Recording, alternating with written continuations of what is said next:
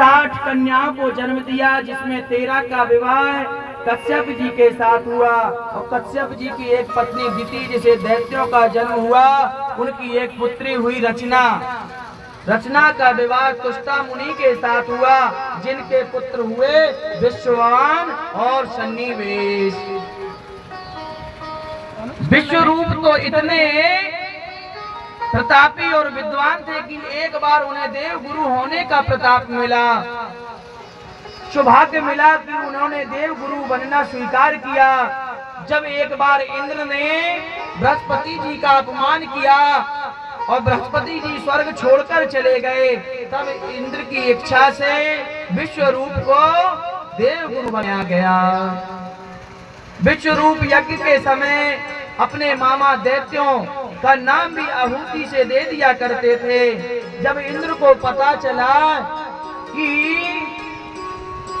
विश्वरूप अपने दैत्यों का नाम, अपने मामाओं का नाम ले लेते हैं, तो उन्होंने ब्रह्म हत्या कर दी और उनका वज्र चला दिया। ब्रह्म हत्या लगी। यह ब्रह्म हत्या इंद्र की 4 जगह बांटी गई। पहला बांटा गया पृथ्वी की ऊषर भूमि पर। ऊषर भूमि समझ गए, जहां मरुस्थल हो। दूसरा जल ने झाग, जो जल में झाग होता है ना, फेन, फेन बोलते जिसको, वह झाग के रूप में। तीसरा वृक्ष की गोंद के रूप में ब्रह्म हत्या बांटी गई। और चौथा जो है, स्त्री ने मासिक धर्म के रूप में स्वीकार कर लिया। इन 4 जगहों में विश्वरूप की जो ब्रह्म हत्या का इंद्र को श्राप लग गया था, वह 4 जगह जो है बांटा गया और ले लिया।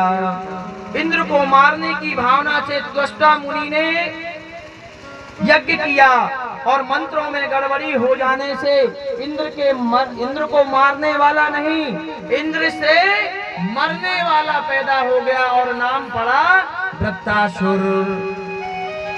वृत्तासुर के भय से देवता भी घबरा गए और भगवान की इच्छा से देवताओं ने, क्योंकि वृत्तासुर कोई साधारण नहीं था, वह भी भगवान का ही भक्त था पूर्व जन्म में, इसलिए वह भगवान के किसी तपस्याधारी मनुष्य की हड्डी से ही मर सकता था।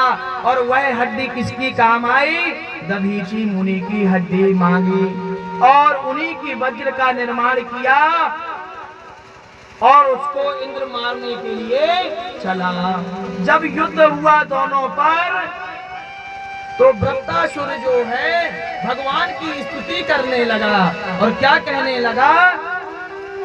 अहम हरे तव पादेक मूल दासानुदासो भवितास्मि भूयः मना स्मरेता सुपतेर्गुणास्ते गणितवात कर्म करोति काया। हे वैष्णव धर्म में, हे प्रभु, आप मुझे अपने दासों का भी दास बना लेना, मेरा मन सदैव आपका स्मरण करते रहा। ऐसा कौन बोल रहा है? वृत्तासुर बोल रहा है कि प्रभु मुझे ऐसा वरदान दीजिएगा स्तुति में कि जो आपके दास हैं ना, जैसे आप लोग मान लीजिए भगवान के दास हैं, वह आपका भी दास बनने के लिए बोल रहा है। और आज के लोग तो हर कोई महाराज बनना चाहते हैं, हर कोई बड़े बनना चाहते हैं, लेकिन वृत्तासुर क्या कह रहा है? हे प्रभु मुझे आप दासों का भी दास बना देना, यह कृपा करना।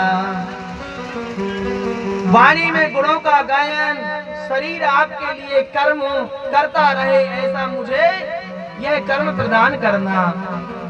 मुझे स्वर्ग लोक, ब्रह्म लोक, पृथ्वी लोक, पाताल लोक, मोक्ष नहीं चाहिए, मुझे सिर्फ आपके विरह, आपकी याद आती रहे, ऐसा मुझे कर्म चाहिए।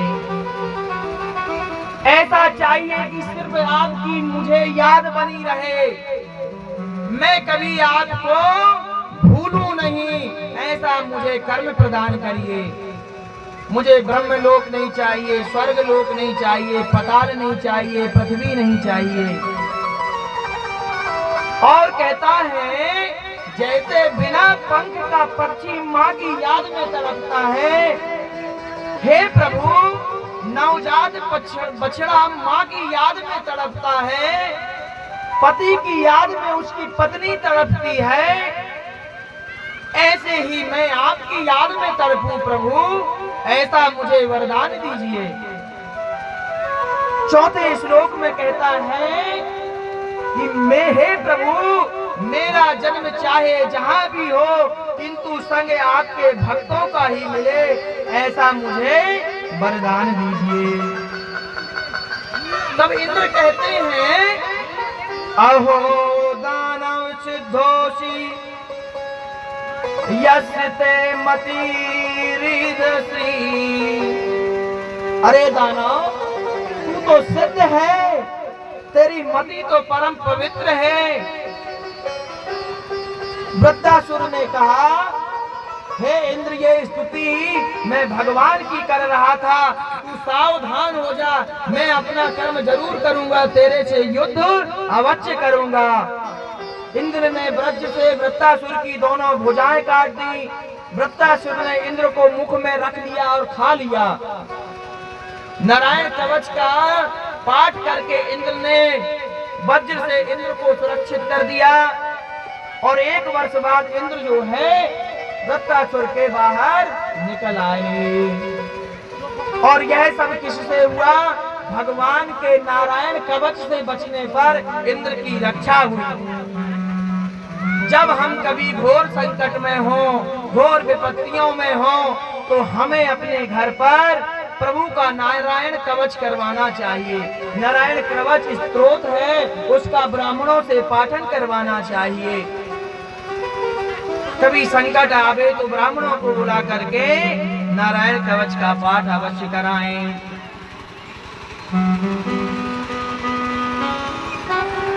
अब अंततः परीक्षित जी कहते हैं हे प्रभु सुखदेव जी महाराज, वृत्तासुर की मति इतनी शुद्ध कैसे थी? सुखदेव कहते हैं वह पूर्व जन्म में चित्रकेतु नाम का राजा था। हजारों रानियां नारद अंगिरा ने फल फूल प्राप्ति के लिए कहा और चित्रकेतु का शोक हुआ कि जीवात्मा प्रकट हो गई। क्यों? क्योंकि चित्रकेतु पुत्र से कहता है, जीवात्मा ने चित्रकेतु से कहा कि आप हमारे कौन से जन्म के माता पिता हैं? चित्रकेतु को वैराग्य हो गया, क्योंकि चित्रकेतु को शोक हो गया कि मैं अपने जीवात्मा पुत्र से कह रहा हूं मैं तुम्हारा पिता हूं। तो जीवात्मा कहती है कि आप हमारे कौन से जन्म के माता पिता हैं? कौन कहता है ये? जीवात्मा कहती है।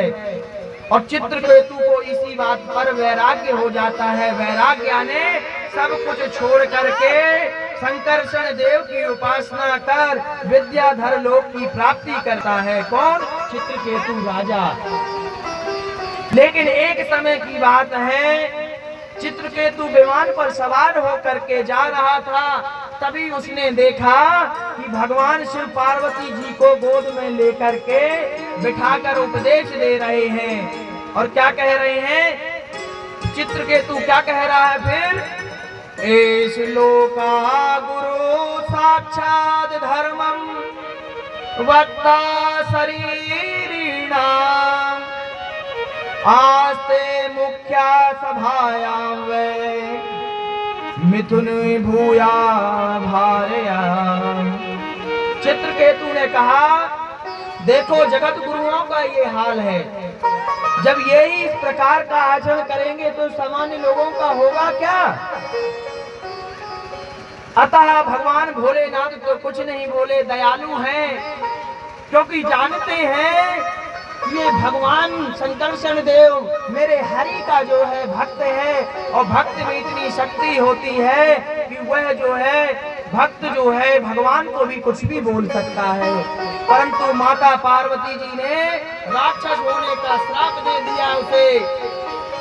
किंतु बाद में जब चित्रकेतु ने क्षमा मांगी, तब माता ने कहा राक्षस तो तुम बनोगे, लेकिन तुम्हें पूर्व जन्म का स्मरण बना रहेगा।